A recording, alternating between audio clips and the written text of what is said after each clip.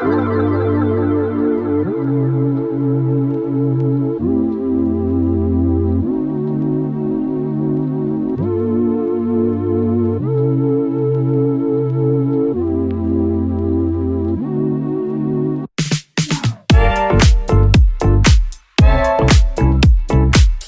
納哥賽道 F1 歷史上最具挑戰性嘅街道賽道之一，狹窄嘅街道、複雜嘅彎道，仲有高低起伏嘅地形，令好多車手都談魔色變。當然應該都會難到好多 F124嘅玩家嘅。上期關於手柄設定嘅視頻發佈咗之後咧，已經有朋友喺評論區問手柄就已經設好啦，咁部車點設呢？呢期視頻我哋上啲強度，直接從摩納哥教大家點樣 set 部車。摩納哥賽道最大嘅挑戰性在於其獨特嘅賽道特性，正確嘅 setting 係取得好成績嘅關鍵因素之一。空氣力學設定，摩納哥成個賽道都係慢彎。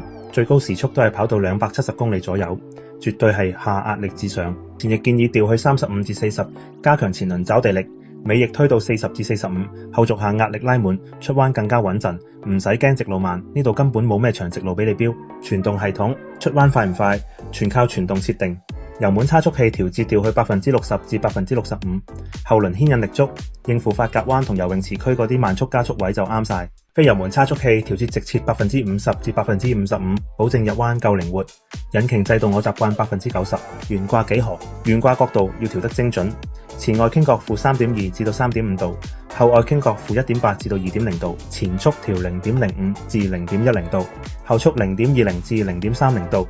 前軸反應快，後續穩過山。懸掛設定要兼顧操控同抓地力，前懸掛硬度調去34至38之間，後懸掛就3至5。前硬後軟，轉向快出彎穩，防傾光都一樣，前8至10，後3至5，減少側傾又唔會犧牲抓地。車高建議前30至35毫米，後35至40毫米，避開刮底盤。制動系統，摩納哥剎車位唔多，但每一個都生死攸關，容錯空間極少。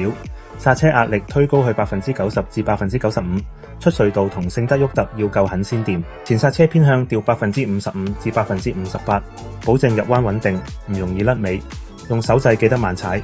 具體點操作可以睇我之前發嘅視頻。去到輪胎設定啦，胎壓會影響抓地力同胎溫。前胎息喺22至23 psi， 後胎息喺20至21 psi。低少少胎壓可以增加同地面嘅接觸面，出彎加速抓地力超勁。